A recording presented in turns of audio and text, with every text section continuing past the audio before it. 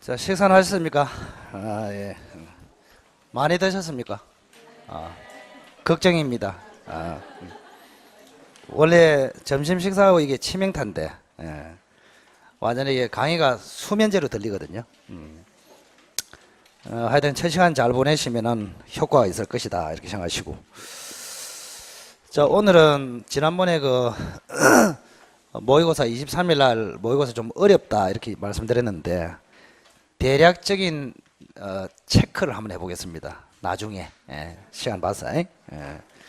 제가 이제 체크할 거를 딱 이렇게 몇 가지 메모를 해왔단 말이에요. 여러분들이. 그래도 과락은 면해야 될까 아이가, 그죠? 과락은. 자, 22페이지 계약부 보겠습니다. 우선 계약에서 이제 우리가 출제되는 것은 전체적으로 10문제 나오거든요. 10문제가 출제되는데, 그 중에서 이제 총론에서 이제 5문제, 강론에서 5문제, 이렇게 나옵니다. 5문제씩. 그럼 총론에는 뭐가 있느냐? 계약의 성립, 그 다음에 계약의 효력, 그 다음에 계약의 효력의 소멸, 이렇게 세 가지가 있다. 여기서 한두 문제 출제가 되고요. 여기서 두세 문제, 여기서 이제 한두 문제, 이래 해서 이제 최소 5문제 이렇게 출제가 됩니다. 자, 강론에는 잘 아시겠지만 매매, 그 다음에 교환, 그 다음에 임대차. 자, 여기서 이제 5문제가 출제가 되는데, 자, 매매에서 한 두세 문제, 임대차에서 두세 문제, 교환에서는 교환 자체로는 시험에 나오기 힘듭니다. 요거는 이제 지문 하나에 이제 포함되는 경우는 있어도, 자체적으로 한 문제 출제가 되기 힘들다. 그러면 성립은 뭐 있느냐? 성립에는 청약, 그죠? 청약하고 성락, 이런 문제가 있고, 요게 이제 대표적이죠.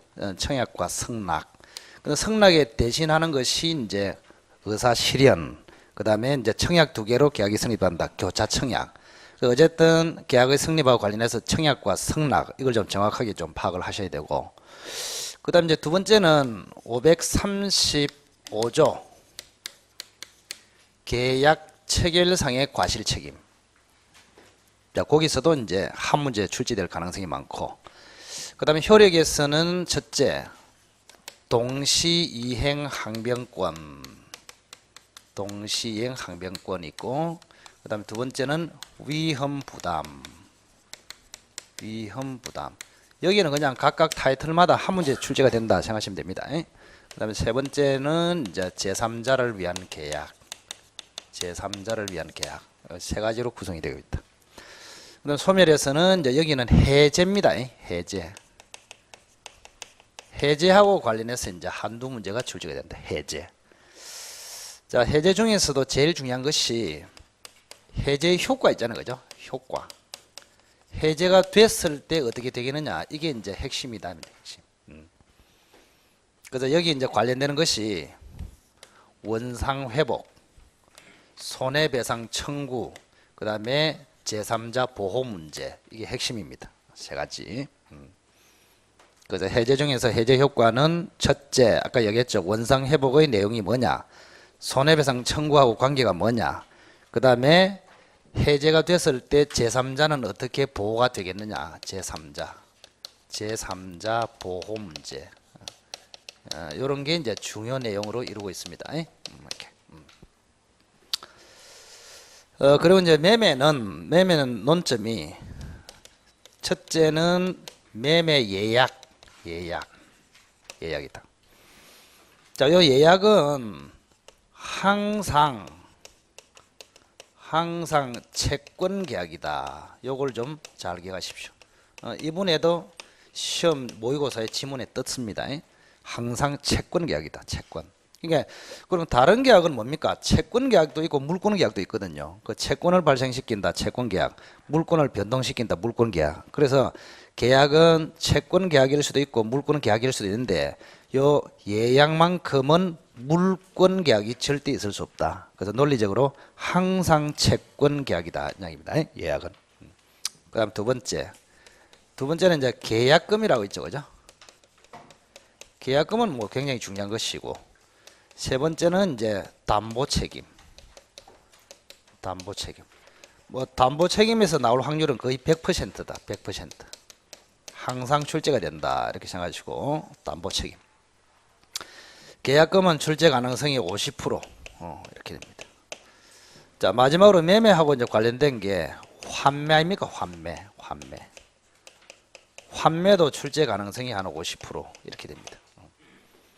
자, 매매하고 관련해서는 이 네 가지 논점. 그다음에 임대차하고 관련해서는 여기 이제 첫째 임차권은 채권이라서 약합니다.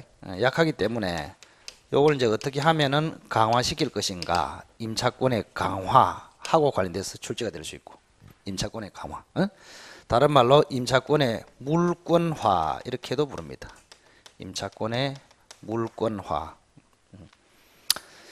물권화되는 방법은 등기하는 방법이 있죠, 그죠? 첫째는 등기를 하면 됩니다. 등기를 하면 되고, 등기가 여의치 않으면은 대항요건을 갖추면 된다. 대항요건. 그다음 두 번째는 이제 임차권의 권리, 임차인의 3대 권리. 요것도 이제 시험에 나올 확률이 거의 100%입니다. 100%. 100% 출제가 가능하다. 자, 3대 권리는 잘 아시겠지만, 그죠? 비용 상환 청구권, 그 다음에 부속물 매수 청구권, 그 다음에요, 지상물 매수 청구권. 자, 여기서 이제 비용 청구권은 아시겠지만, 요거는 임의규정입니다. 임의규정. 자, 임의규정이란 말은 포기할 수 있다 이 말이거든요. 그래서 포기할 수 있는데 포기 특약을 하면은 포기가 된다. 그래서 포기 특약은 유효이다. 유효. 근데 요거는 강행 규정입니다. 강행 규정. 매수 청구는 강행 규정. 그럼 강행 규정이기 때문에 포기가 안 된다 이 말입니다. 포기 특약은 무효다. 무효. 당연히 이번 모의고사도 지문에 뜨죠. 포기 특약. 자, 그래서 어쨌든 간에 그 부속물 매수 청구하고 지상물 매수 청구는 강행 규정이므로 포기 특약은 무효다. 근데 이제 우리가 표현상 요 지상물 매수 청구권 이게 훨씬 더 중요한데, 지상물 매수 청구권 포기 특약 이런 말을 잘 안 써요. 뭐라고 썼냐? 건물. 자, 들어보세요. 건물 기타 지상 시설을 일체로 포기하는 특약 이런 말을 씁니다. 이게 내나 매수청구권 포기 특약이다 이 이야기입니다. 이 특약은 유효다 무효다? 무효다. 무효. 이런 걸 기억을 잘 하셔야 된다 이 말이에요. 자, 그 다음에 이제 세 번째는 임차권에서 임차권의 처분.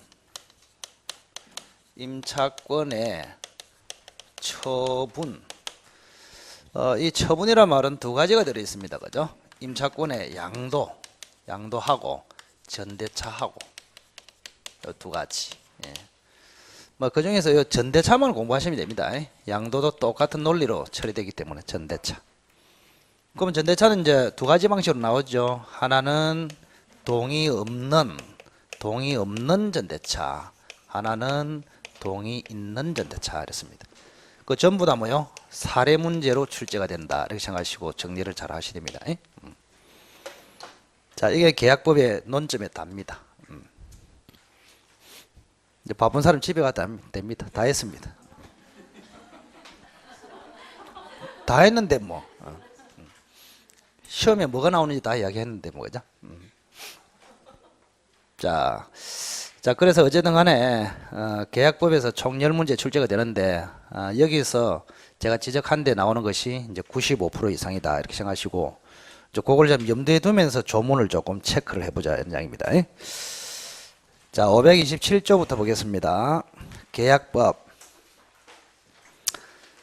자, 청약의 구속력 해가지고 계약의 청약은 이를 초래하지 못한다. 자, 이걸 다른 말로 청약의 비초래성, 청약의 구속력 이렇게 부릅니다. 근데 자, 무조건 초래하지 못하는 것이 아니고 도달 후 이게 들어가야 됩니다. 해석상은 도달 후 초래하지 못한다. 자, 도달되기 전에는 처리할 수 있다 없다? 있다. 근데 도달이 되면은 처리하지 못한다. 그래서 도달이란 말이 조문에서는 빠졌지만은 해석상 들어가야 된다. 도달이 되면은 처리하지 못한다.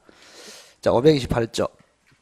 승낙 기간을 정한 청약. 자, 1항에 기간을 정한 청약은 청약자가 그 기간 내 승낙의 통지를 받지 못한 때는 효력을 잃는다.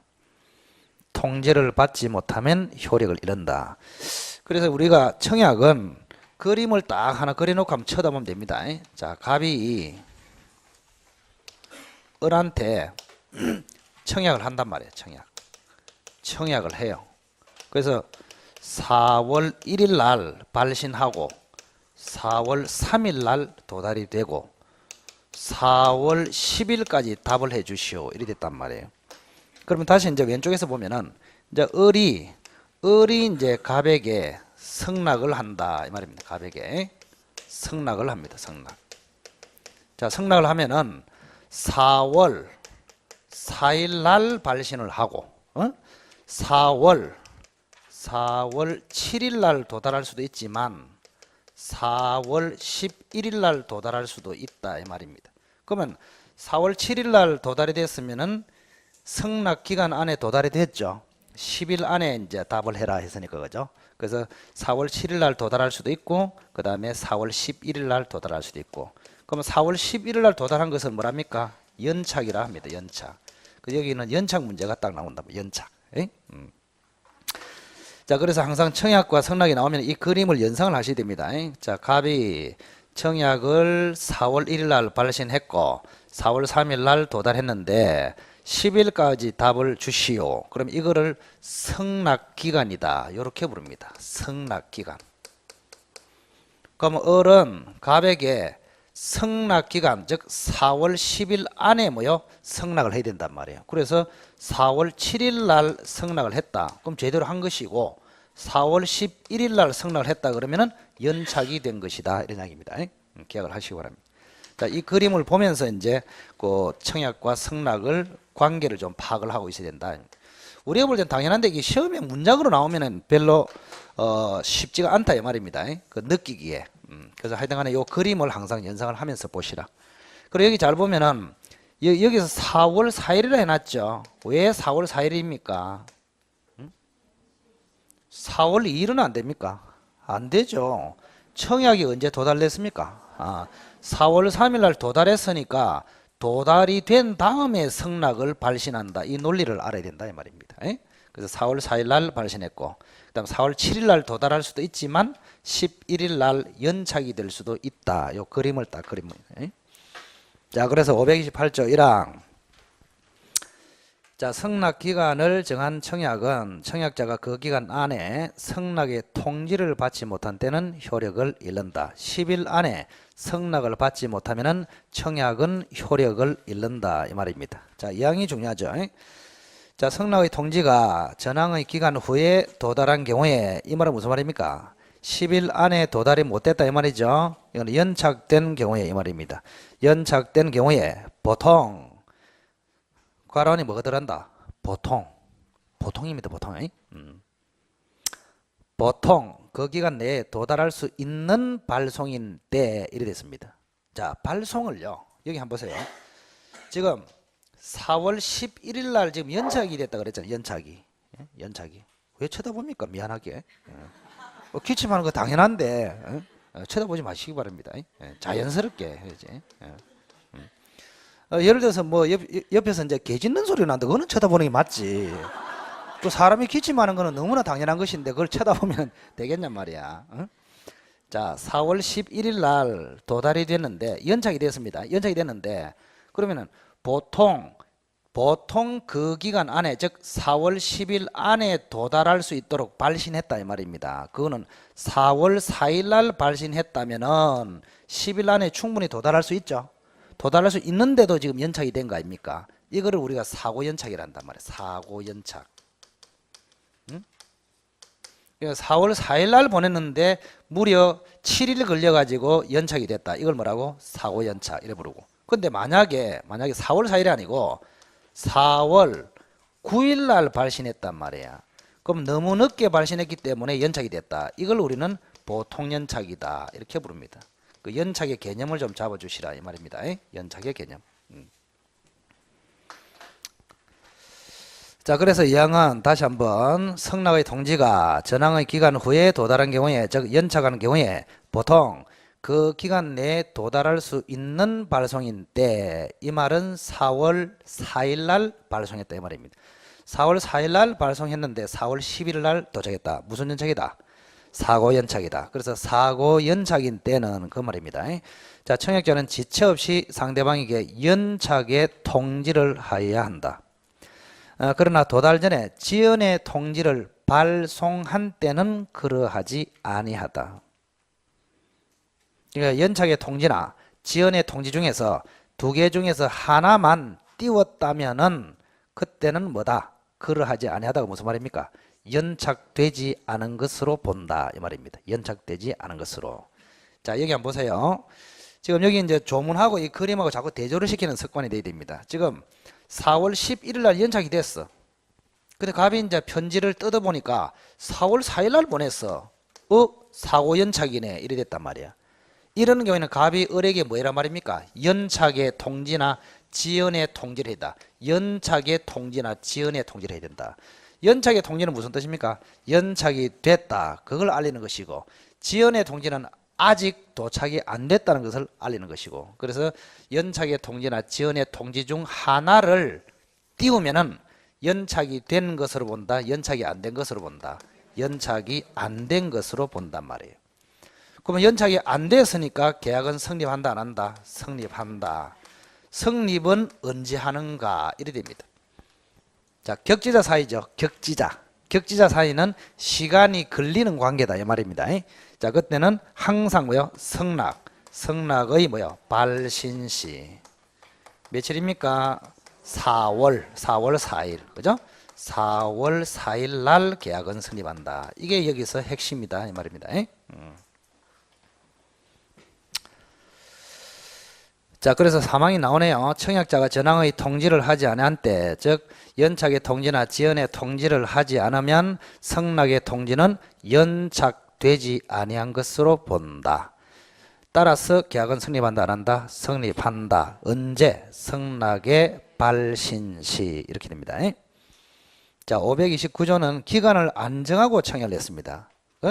528조는 10일 안에 답을 하시오 이렇게 청약을 한 것이고 529조는 아무 소리 안 하고 그냥 청약을 보내버렸습니다. 그때는 상당 기간 내에 통지를 받지 못한 때는 효력을 잃는다. 그래서 성낙 기간이 정해지지 않으면은 어떤 기간 안에 성낙을 해야 된다? 상당 기간 안에. 그래서 괄호안에는 상당한 기간 이렇게 됩니다. 자, 530조. 연착된 성낙은 청약자가 이를 뭐로 볼 수 있다? 새 청약으로 볼 수 있다. 자, 새 청약으로 볼 수 있다. 줄 것이고 새 청약으로 볼 수 있다. 연착된 성낙은 청약자가 새 청약으로 볼 수 있다. 그러니까 여기 한번 보세요. 다시 한번. 지금 갑이라는 사람이 연착된 성낙을 받았단 말이야. 그러면 연착된 성낙을 받으면 갑이 뭐로 취급할 수 있다? 요 연착된 성낙을 을이 새로 청약한 것처럼 취급할 수 있단 말이야. 그럼 지가 거기다가 뭐 해버리면은 성낙을 해버리면은 계약은 다시 성립할 수 있다 이런 이야기입니다. 그래서 연착된 성낙은 청약자가 뭐로 볼 수 있다? 새 청약으로 볼 수 있다. 자, 531조. 격지자 간의 계약은 성낙의 통지를 발송한 때, 발신한 때 성립한다. 자, 532조. 의사 실현에 의한 계약 성립. 자, 청약자의 의사표시나 관습에 의하여 자, 의사표시나 관습에 의하여 승낙의 통지가 필요하지 아니한 경우에는 계약은 승낙의 의사표시로 인정되는 사실이 있는 때에 성립한다. 이걸 말한다. 의사실현에 의한 성립. 자, 다시 한번 읽어볼게요. 청약자의 의사표시나 관습에 의해서 승낙의 통지가 필요 없어. 이때는 언제 계약이 성립한다? 승낙의 의사표시로 인정되는 사실이 있는 때. 그러니까 사실이 있는 때 이래야지. 사실을 알았을 때. 그러면 X다 이 말입니다. 사실이 있는 때.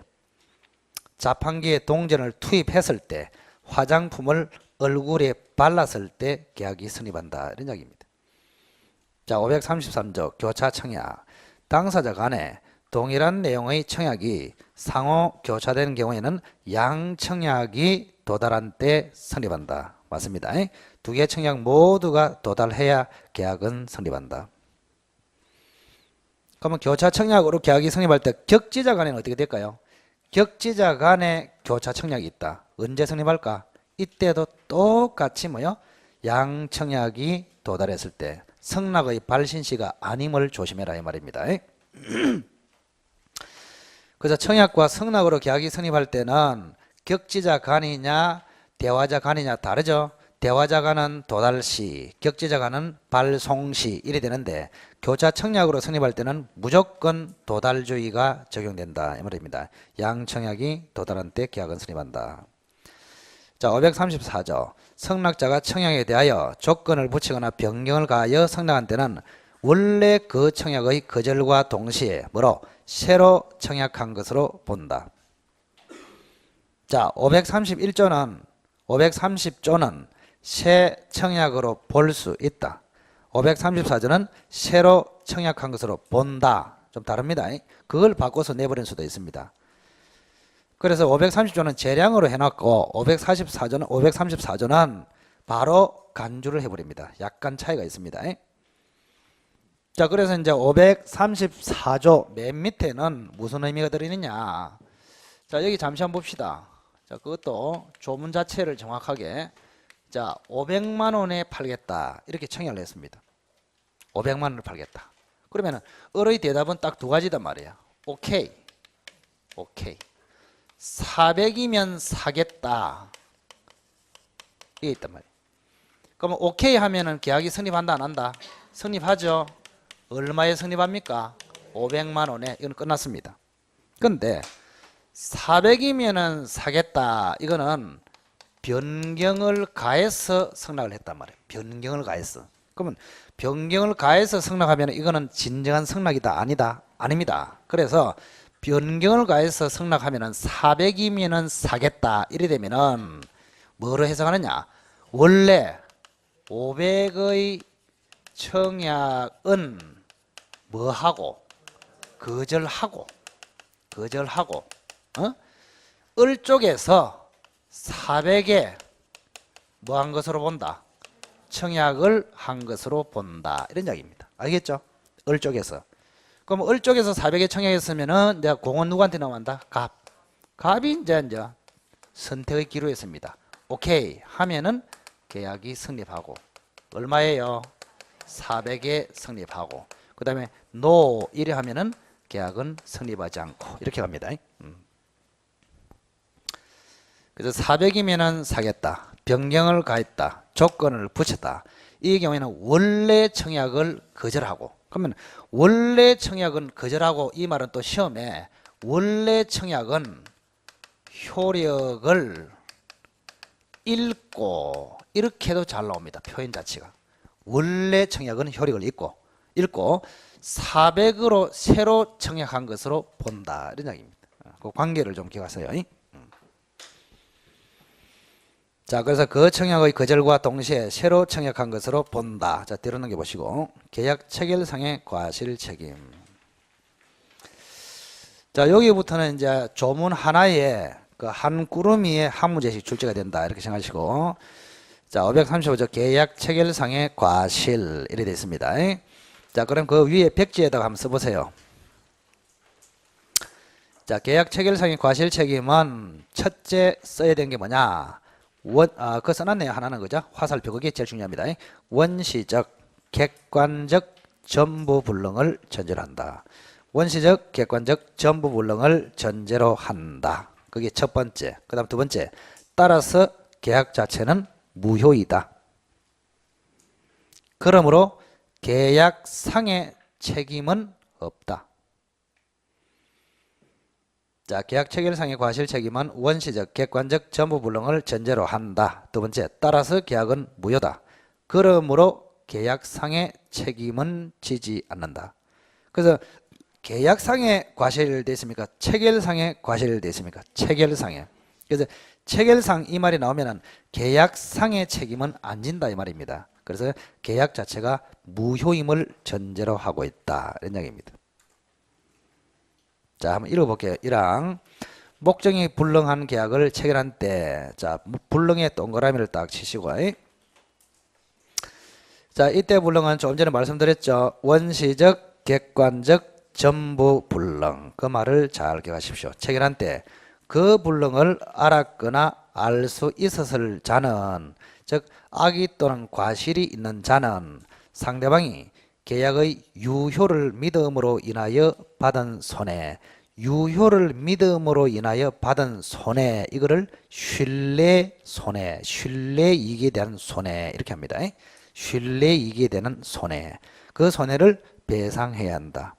그러나 그 배상액은 계약이 유효함으로 인하여 생길 이익에, 이걸 이행이익 이렇게 보면 돼. 이행이익. 그래서 신뢰이익 배상을 해야 되는데 그 배상액은 이행이익을 넘지 못한다. 그럼 따라서 배상은 두 개 중에서 큰 걸 배상한다, 작은 걸 배상한다. 작은 걸. 그래서 신뢰이익 배상하고 이행이익 배상하고 두 개 중에서 작은 거를 배상하라 이런 이야기입니다. 그래서 신뢰이익을 배상하되 이행이익을 한도로 한다 이런 이야기입니다. 자, 이항의 전항의 규정은 상대방이 그 불능을 알았거나 알 수 있을 경우에는 적용하지 아니한다. 즉 상대방이 악의 또는 과실이 있으면은 책임지지 않는다 이런 얘기입니다. 책임지지 않는다. 자, 그래서 이제 계약 체결상의 과실 책임은 항상 그림을 하나 딱 그려놓으세요. 이렇게. 갑이 집을 가지고 있는데 집을 을한테 지금 팔았다 이 말입니다. 매매를 했어요. 자, 매매를 했는데 이 매매를 하기 전에 집이 불타버렸단 말이에요. 불타버렸어. 이 불타버릴 때 이걸 뭐랍니까? 원시적, 그죠? 객관적, 뭐요? 전부 불능 이렇게 부른단 말이에요. 그러면 매매 자체는 뭐로 간단 말입니까? 무효로 간다 이렇게. 자, 이런 경우에 갑은 을에게 계약상의 책임은 지지 않고 무슨 책임? 계약 체결상의 과실 책임을 진다. 그러면 그 책임을 지한 요건이 이제 쭉 나와 있단 말이에요. 요건. 자, 요건은 책임을 이 사람은 묻는 자단 말이에요. 묻는 자. 이 사람은 책임을 지는 자고 이렇게. 그러면 갑에게는 뭐가 있어야 된다? 책임을 지려면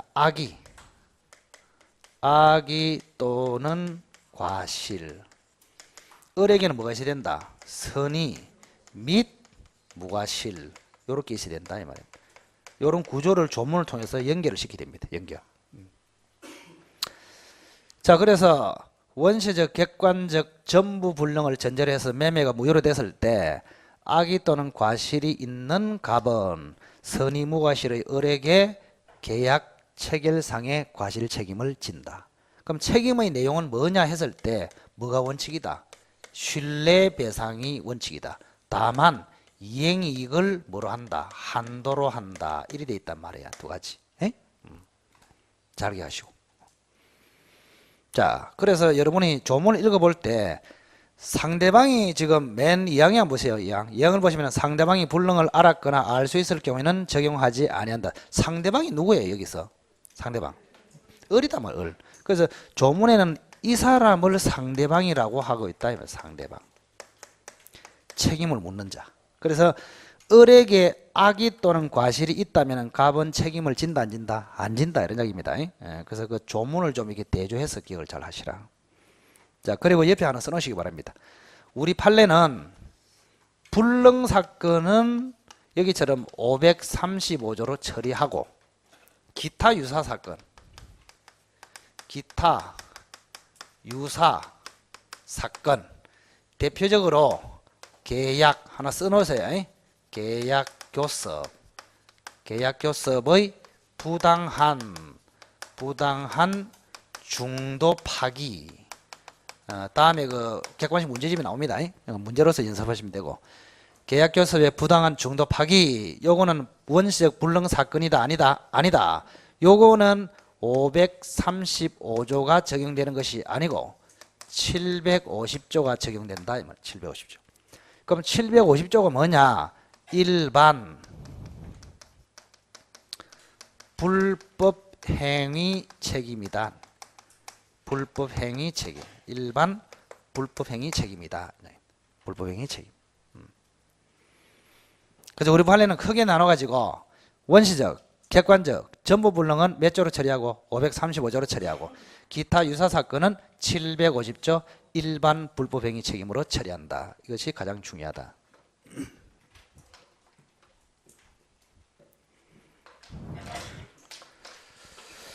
자, 536조 동시행 항변권 25회 때 두 문제 나왔고 26회 때 한 문제. 이번에도 한 문제 반드시 나옵니다. 동시행 항변권. 조문은 뭐 굉장히 간단히 돼 있죠, 그죠?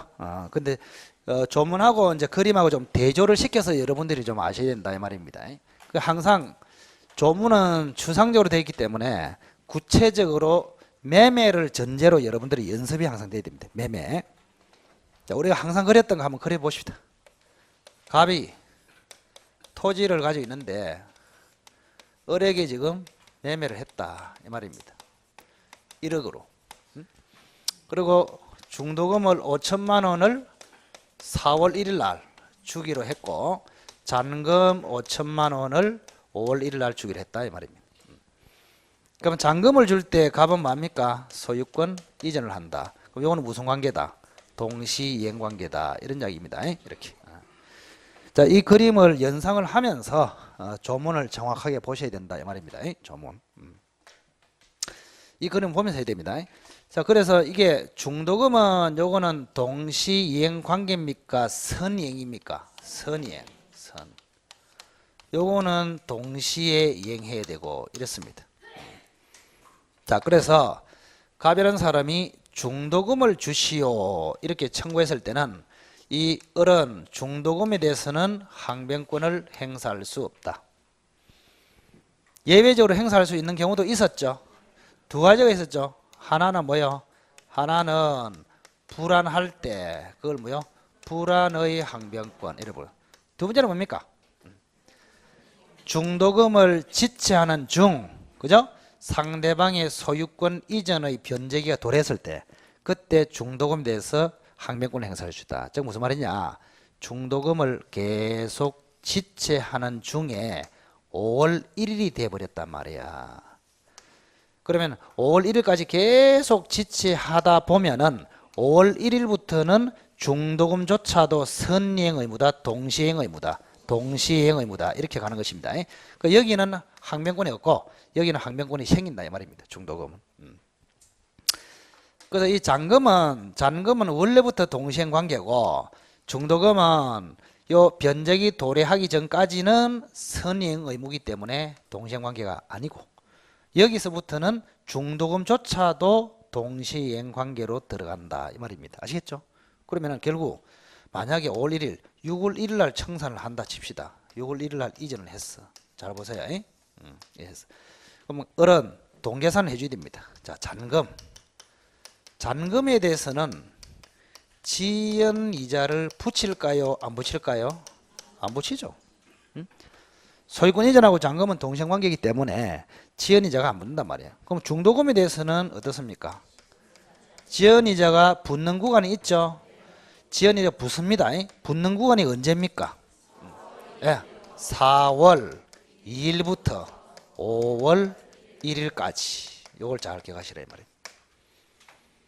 자, 그래서 중도금은 4월 2일부터 5월 1일까지는 동시행 관계가 없기 때문에 지연 이자가 붙고 5월 1일부터는 다시 동생관계로 들어가기 때문에 지연이자가 아무른다. 그래서 붙는 구간과 붙지 않는 구간을 좀 연습을 하시라 이 말입니다. 자, 요 그림이 머릿속에 딱 박혀서 조문을 봐야 된다. 자, 536초 1항. 자, 동시행 항명권은 쌍무계약을 전제로 합니다. 정해는 쌍무입니까? 편무입니까? 정해. 편무죠. 그 정해는 동시행 관계가 있다 없다? 없습니다. 당연히. 일방적으로 주는 것인데 무슨 동시행관계? 니도 주고 나도 주고 해야 뭐야? 동시행관계 된다. 그래서 정해는 동시행항변권이 정되지 않는다. 오늘 단어를 잘 들으면은 모의고사가 별로 어렵지 않다 이런 느낌이 올 수도 있습니다. 잘 들으면. 제가 직접 이야기는 안 하지만 조문 풀이하면서 좀 이렇게 언급을 하겠다. 근데 뭐 오늘 들을 때는 이래 해도 또 시험지를 들이밀면은 희한하게 그렇습니다. 자, 그래서 동시행항변권은 쌍무계약을 전제로 하기 때문에 정의 같은 경우에는 동시행항변권이 없다. 자, 1항 보겠습니다. 쌍무계약의 당사자 1방은 상대방이 채무이행을 제공할 때까지 자기 채무이행을 거절할 수 있다. 그러면 당사자 1방 괄호에서 매수인 해냈죠. 매수인으로 생각하면 편하다 이 말입니다. 그래서 매매의 경우 매수인은 매도인이 소유권 이전을 할 때까지 잔금 지급을 거절할 수 있다. 이런 이야기입니다. 해설을 하면은 자, 다시 한번 쌍무계약의 당사자 1방은 상대방이 그 채무이행을 제공할 때까지 자기 채무이행을 거절할 수 있다. 이걸 매매로 풀어서 해볼게요. 매매의 경우에 매수인은 매도인이 소유권 이전할 때까지 잔금 지급 채무이행을 거절할 수 있다. 아시겠죠? 그러나 상대방이 누구예요? 매도인. 매도인의 채무가 변제기에 있지 아니한 때 줄 거 보시기 바랍니다. 상대방의 채무가 변제기에 있지 아니한 때, 즉 매도인의 소유권 이전의 변제기에 있지 아니한 때, 그 말이 곧 중도금인 때는 이 말입니다. 자, 여기 한번 보세요. 잠시. 자, 잔금 지급 시에는 상대방의 이행기도 도래했죠. 중도금 지급 시에는 도래했습니까? 도래 안 했습니까? 도래 안 했죠. 그래서 상대방의 소유권 이전 채무가 이행기에 도래하지 않았다. 이 말은 잔금이다. 중도금이다. 중도금 그 말입니다. 중도금. 그래서 그 줄을 딱 그으셔가지고 자, 매도인의 채무가 즉 소유권 이전 채무가 변제기에 있지 아니한 때 같은 말은 중도금인 때는 그러하지 아니하다. 즉 거절할 수 없다. 즉 항변할 수 없다. 그래서 중도금 즉 선행 의무는 항변권을 행사할 수 없다. 이런 이야기입니다. 자, 2항. 당사자 1방이 상대방에게 먼저 이행해야 할 경우에 상대방의 이행이 곤란할 현저한 사유. 뒤에 답이 있지만 한번 따라 써보시기 바랍니다. 연습을 자꾸 해야 됩니다. 자, 괄호 안에 뭐라 했습니까? 상대방의 이행이 곤란할 현저한 사유가 있는 때는 전항 본문과 같다. 이걸 뭐랍니까? 불안의 항변권. 자, 이 항을 다시 볼게요. 당사자 1방이 즉 매수인이 매도인에게 중도금을 지급해야 할 경우에 매도인의 이행이 즉 소유권 이전이 곤란할 현저한 사유가 있는 때는 중도금에 대해서도 거절할 수 있다. 이런 이야기입니다. 이걸 뭐랍니까? 불안의 항변권 이렇게 부릅니다. 불안의 항변권. 자, 그 다음에 이제 동시행항변권, 동시행관계가 있는지 없는지 몇 가지를 체크해 보자. 동시행관계 긍정, 동시행관계 부정 이게 있단 말이에요. 자, 우선 동시행관계가 아닌 것 대표적인 거 뭐 있습니까? 변제. 잘 보세요. 변제와 채권, 정서, 반환 이거는 동시행관계가 아닙니다. 변제와 영수증 교부는 동시행관계인데 뭐는 채권 정서 반환은 동시행관계가 아니다 이 말입니다. 그 다음 두 번째 변제와 그죠? 담보 말소 이것도 동생관계다 아니다? 아니다. 변제와 말소. 이것도 아닙니다. 그 다음에 세 번째. 임대인의 보증금을 돌려주는 거 하고 반환과 그죠? 반환과 뭐요? 임차권 등기 말소. 이것도 동생관계다 아니다? 아니다 이 말입니다. 세 가지를 딱 기억하시고. 자, 다음 중 동생관계에 있느냐 없느냐 이렇게 물었을 때 변제와 채권증서 반환, 변제와 담보말소, 보증금 반환과 임차권 등기 말소, 이거는 동생관계가 아니다 이 말입니다. 그러면 동생관계인 거는 뭐 있을까요? 동생관계인 것.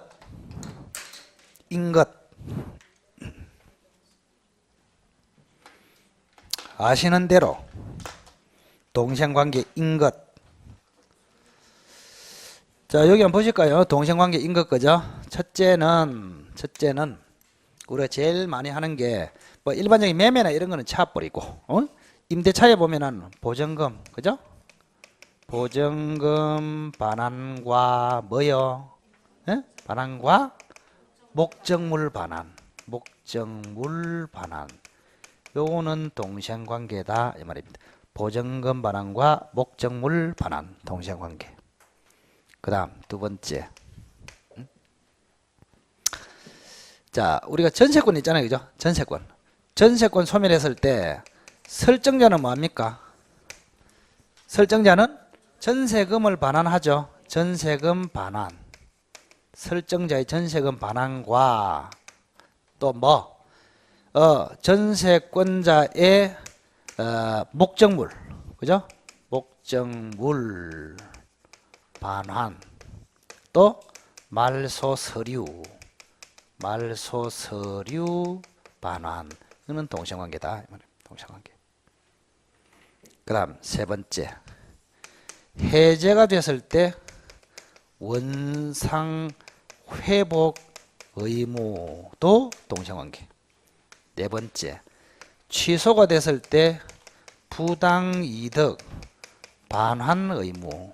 이것도 동생관계다. 이런 이야기입니다. 동생관계. 또 다섯 번째는 변제와 뭐요? 영수증. 영수증 반환. 이것도 동생관계다 이 말입니다. 자, 동생관계 다시 한번 읽어볼게요. 자, 임대차가 종료됐을 때 보증금 반환과 목적물 반환. 그죠? 전세권이 소멸했을 때 설정자의 전세금 반환과 전세권자의 목적물 반환 및 말소 서류 반환. 이것도 동생관계. 해제가 됐을 때 서로 간의 원상 회복 의무, 취소가 됐을 때 서로 간의 부당이득 반환 의무, 그 다음에 변제와 영수증 반환. 이런 거는 전부 다 동시행관계다.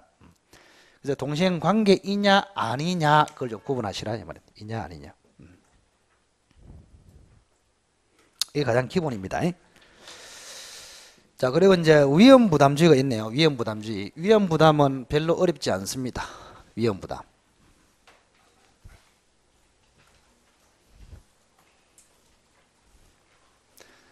우선은 그 위험부담 할 때 위험은 물건에 대한 위험이 아님을 주의할 것. 물건에 대한 위험이 아니다. 그래서 536조, 537조, 538조 두 개의 조문에 걸쳐 있다. 위험부담. 이것도 그림으로 딱 처리하면 됩니다. 자, 갑이 집을 가지고 있는데 을한테 매매를 했다 이 말입니다.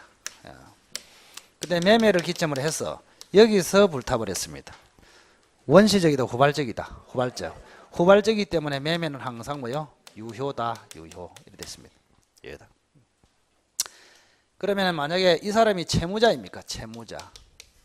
이 사람이 채권자이고 자, 채무자에게 만약에 귀책 사유가 있어. 그죠? 채무자의 잘못으로 만약에 불탔다. 그럼 이거는 무슨 문제가 되어버린다? 채무 불이행 문제가 되어버립니다. 채무 불이행. 따라서 어느 뭐 할 수 있고 해지할 수 있고 손해배상을 청구할 수 있고. 그 다음 두 번째. 귀책 사유가 없어요. 그러면 이제는 뭐요? 위험 부담 문제가 된다. 위험 부담 문제. 자, 귀책 사유가 없다. 이거는 다시 두 가지로 크게 나눠집니다. 자, 갑에게도 귀책 사유가 없고 을에게도 귀책 사유가 없고 이런 경우가 있고, 갑에게는 귀책 사유가 없는데 을에게는 귀책 사유가 있다. 또는 수령지체가 있을 수 있다 이 말입니다. 수령지체 이렇게. 자, 그러면은 양쪽에 귀책 사유 없네요. 양쪽에 귀책 사유가 없으면은 집에 대한 채무도 소멸하고 대금 지급 채무도 소멸하고, 맞죠? 따라서 갑은 을에게 대금을 청구할 수 있다 없다? 없다. 이게 채무자 위험 부담주의 이렇게 됩니다. 그 다음 채권자 쪽에 귀책 사유가 있거나 수령지체 중에 불타버렸다. 이 경우에는 여기는 소멸하지만 여기는 소멸한다 안 한다? 안 한다 이 말입니다. 따라서 채무자 갑은 채권자 을에게 대금을 청구할 수 있다. 이걸 채권자 위험 부담주의 이렇게 합니다. 자, 그러면은 문제는 이제 맨 끝에 채무자는 청구할 수 있다 되는데, 자, 채무를 면함으로써 이익이 생겼단 말이에요. 이익. 집이 불타고 골재가 남았어. 그러면 골재값도 지하고 대금도 청구할 수 있고 이러면 이중이득이죠. 따라서 채무를 면함으로써 생긴 이득은 채권자에게 반환해야 한다. 여기까지 간단하게. 그래서 이게 끝입니다. 조문으로서는 간단하게. 판례도 없어. 자, 그래서 후발적 불능이다, 유효다, 귀책 사유 있다, 체불이다, 귀책 사유 없다, 위험 부담이다. 위험 부담은 두 종류다. 양쪽에 귀책 사유 없다. 채무자 위험 부담주의. 따라서 청구할 수 없다. 채권자 쪽에 잘못이 있다. 이때는 청구할 수 있다. 이걸 뭐요? 채권자 위험 부담주의. 자, 그럼 한번 읽어봅시다. 537조, 538조. 자, 쌍무계약. 이것도 쌍무계약을 전제로 합니다. 그 동시행 항변권 위험 부담. 자, 536조 앞에다가는 이행상 결련성.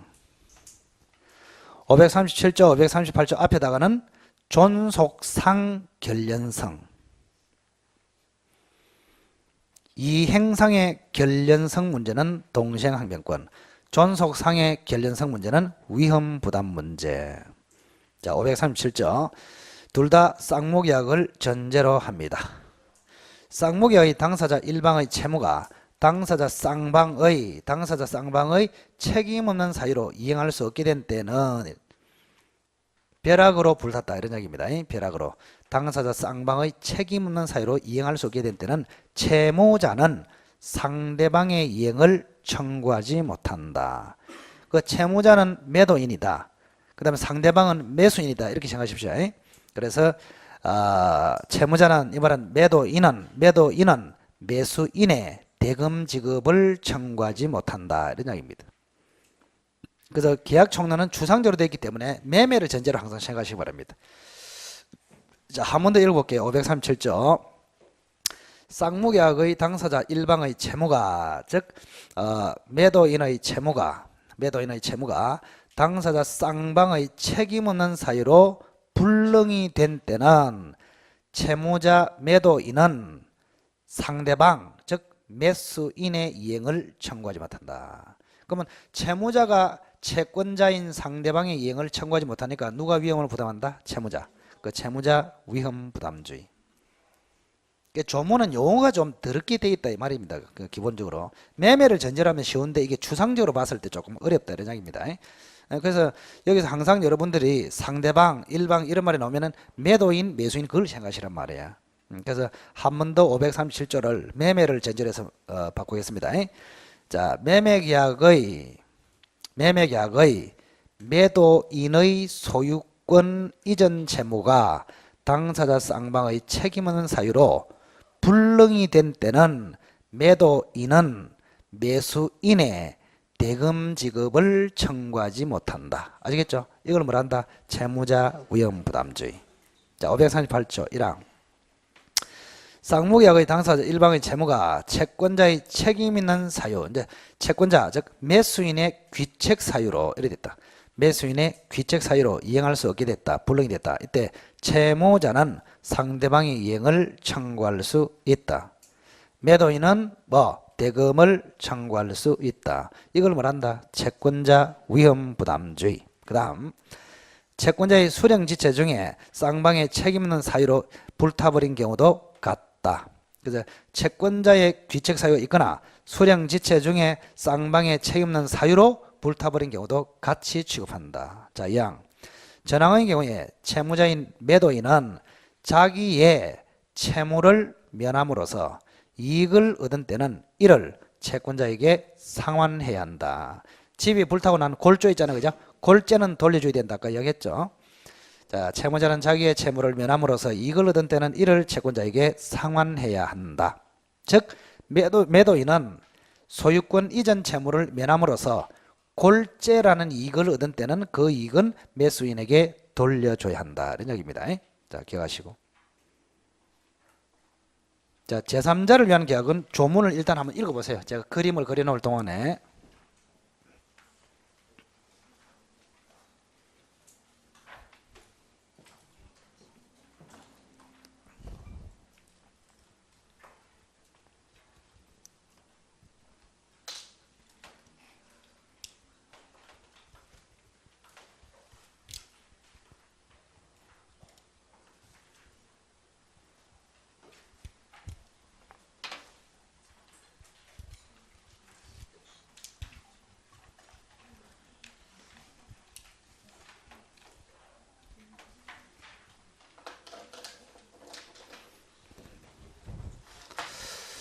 자, 우리가 항상 봤다시피 앞으로 보세요. 제3자를 위한 계약에서 항상 이 그림을 역시 떠올려야 됩니다. 자, 갑이 을한테 매매를 했다. 근데 병한테 1억을 지급하기로 했다. 병한테 1억을 지급하기로 했다. 자, 갑을 뭐라고 합니까? 요약자. 그죠? 요약자. 을을 뭐랍니까? 을. 낙약자. 그죠? 낙약자라고 합니다. 낙약자. 병을 뭐랍니까? 수익자. 조문에는 뭐라 돼 있을까요? 조문에. 조문에는 요 사람을 뭐라 돼 있을까? 채권자로 돼 있습니다. 채권자. 왜? 병한테 돈 주라 이렇게 요구하잖아요. 요거는 돈 줘야 하기 때문에 뭐라고? 채무자. 요 사람 뭐라고? 제3자. 이렇게 부릅니다. 이렇게. 요 그림이 연상이 돼야 이제 조문을 잘 파악할 수 있다. 그럼 여기는 보상관계랍니다. 보상관계. 아주 중요합니다. 계약 전체에 영향을 미칩니다. 여기를 뭐라 할까요? 대가. 대가관계랍니다. 여기를 뭐라 할까? 수익관계. 여기는 영향을 준다 안 준다? 영향을 주지 않습니다. 자, 우리가 이제 순서를 매길 때는 1등이 누구냐? 1등이 보상관계입니다. 여기 1등. 2등이 제3자. 그 다음에 대가관계하고 수익관계가 3등이다. 이 말입니다. 요 순서를 좀 기억하셔야 됩니다. 순서. 그래서 보상관계로서는 제3자에게 대항할 수 있고 대가 수익관계로서는 제3자에게 대항할 수 없다. 이걸 기억하시고. 그런 다음에 이제 제3자의 지위가 뭐냐 이렇게 나오겠죠. 그죠? 요 병이라는 사람이 굉장히 중요하다. 자, 병을 잘 염두에 두면서 조문을 한번 읽어봅시다. 자, 539조. 자, 계약에 의해서 당사자 일방이 제3자에게 이행할 것을 약정한 때는, 즉 낙약자가 제3자에게 돈을 주기로 약정한 때는 그 제3자는 채무자에게 직접 이행을 청구할 수 있다. 자, 그림에서 제3자는 누굽니까? 병이죠. 그럼 당사자 일방은 누굽니까? 낙약자 을. 그러면 채무자에게 직접 이행을 청구. 채무자가 누굽니까? 을이죠. 낙약자죠. 그렇게 잘 보시면 1항을 잘 보세요. 계약에 의하여 당사자 일방이, 즉 낙약자가 제3자에게 이행하기로 약정한 때는 그 제3자는 채무자에게 직접 그 이행을 청구할 때, 채무자가 누굽니까? 을 아닙니까? 낙약자가 누굽니까? 을. 그죠? 자, 그래서 1번을 잘 읽어봐야 됩니다. 그러니까 조문이 참 더럽게 되는 게 앞에는 당사자 1방 해놓고 밑에 줄에는 채무자 1을 버렸단 말이야. 다르게 쓰고 있다 이 말이죠. 자, 다시 한번 읽어볼게요. 자, 1항에 당사자 1방 즉 낙약자 즉 채무자가 제3자에게 이행할 것을 약정한 때는 그 제3자는 채무자 즉 낙약자에게 직접 이행을 청구할 수 있다. 자, 전항의 경우에 제3자 권리는 즉 수익자의 권리는 제3자가 채무자에 대하여 계약의 이익을 받을 의사를 표시할 때 생긴다. 말이 참 기네요. 자, 관한에 뭐라고 썼다? 계약의 이익을 받을 의사를 표시할 때, 그걸 한마디로 수익의 의사표시 이 말입니다. 수익의 의사표시. 그래서 제3자의 권리는 언제 생긴다? 수익의 의사표시를 할 때, 그때 생깁니다. 자, 540조는 괄호 안에만 집어넣으세요. 자, 첫 번째 괄호는 상당 기간, 두 번째 괄호는 최고, 세 번째 괄호는 거절. 상당 기간, 최고, 거절. 그건 한번 읽어보시면 되고, 자, 뒤로 넘겨보시기 바랍니다.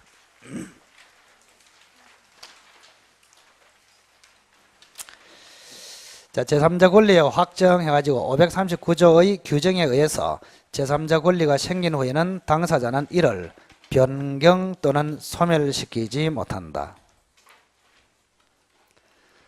자, 제3자의 권리가 생긴 후 줄을 딱 끄시고, 자, 제3자의 권리가 생긴 후 이 말은 수익의 의사표시를 한 후 이 말하고 같습니다.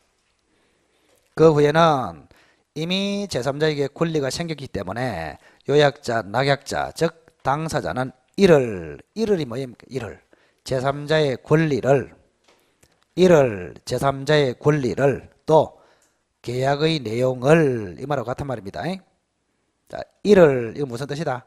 제3자 권리를 계약의 내용을 변경 또는 소멸시키지 못한다. 변경의 줄짝, 대금 감액, 소멸의 줄짝, 합의 해지. 예를 들어서 그렇단 말입니다. 그래서 제3자가 수익의 의사표시를 해서 제3자의 권리가 생겨버리면 요약자와 낙약자는 제3자 권리를 뭐하지 못한다. 변경할 수도 없고 소멸시키지 못한다. 즉 계약 내용에 있어서 대금 감액을 할 수도 없고 합의 해지를 할 수도 없다 이 말입니다. 그럼 합의 해지를 할 수 없다 이 말은 뭐를 할 수 있다? 법정 해지는 할 수 있다 이렇게 해석해야 됩니다. 자, 그래 해놓고 541조 자체는 임의 규정이다 쓰시기 바랍니다. 임의 규정이므로 당사자는 특약으로 배제할 수도 있다. 즉 특약을 해가지고 제3자 권리가 생긴 후에도 변경 소멸시킬 수 있도록 하자 이렇게 특약을 해놓으면 변경 소멸이 가능하다 이런 뜻입니다. 자, 542조 채무자는 즉 낙약자는 539조 계약의 기한 항변으로 자 539조의 계약 줄 것이고 그게 제3자를 위한 계약 또는 보상관계. 자 539조의 계약 이게 무슨 뜻이라고요? 제3자를 위한 계약 또는 뭐요? 보상관계. 보상관계에 기한 항변으로 계약의 이익을 받을 제3자에게 대항할 수 있다. 보상관계가 제일 1등이라고 그랬죠. 그래서 보상관계에 기한 항변으로는 제3자에게 대항할 수 있다. 그럼 거꾸로 대가관계나 수익관계에 기한 항변으로는 제3자에게 대항할 수 없다 이런 뜻입니다. 잘 기억하시기 바랍니다. 자, 그렇게 기억하시고 그 다음에 제3자의 동그라미 치시고 제3자 자, 제3자 동그라미 쳤습니까? 그 옆에 한번 메모를 해보시고 제3자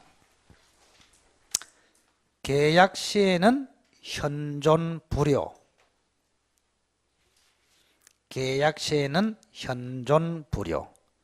수익의 의사표시 시에는 현존 필요. 자, 제3자는 제3자를 위한 계약 당시에는 현존해야 된다. 필요 없다. 필요 없다. 그러나 뭐 할 때는 수익의 의사표시를 할 때는 현존해야 된다. 그래서 넣으시고 그 다음 두 번째 제3자는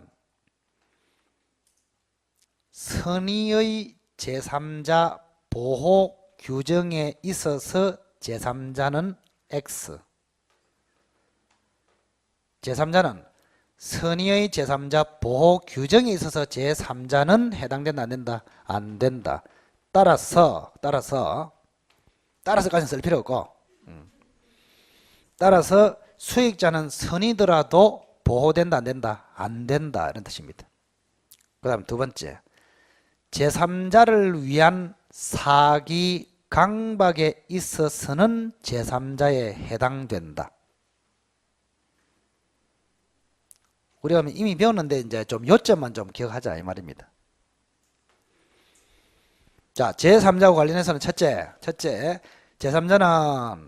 제3자를 위한 계약 당시에는 현존할 필요가 없고 뭐 할 때는 수익의 의사표시를 할 때는 현존해야 된다. 그 다음 제3자는 그죠? 제3자는 선의의 제3자 보호 규정에서 제3자는 아니고 제3자에 의한 사기 강박에서 제3자에는 해당된다. 아시겠죠? 그 차이점을 좀 잘 알게 하시기 바랍니다. 첫째 시간인데 잠을 잘 안 자네. 신기합니다. 좀 자시기 바랍니다. 좀 자야 그 다음 시간이 좀 기대가 될 거 아닙니까? 자야 되는데 안 자면은 다음 시간이 걱정되는 거 아닙니까? 그죠? 다음 시간이. 그동안에 꾹 참았다가 다음 시간에 폭발적으로 잘지도 모른다. 자, 고생 많이 했습니다. 찬연하고 해제부터 다시 한번 해보겠습니다.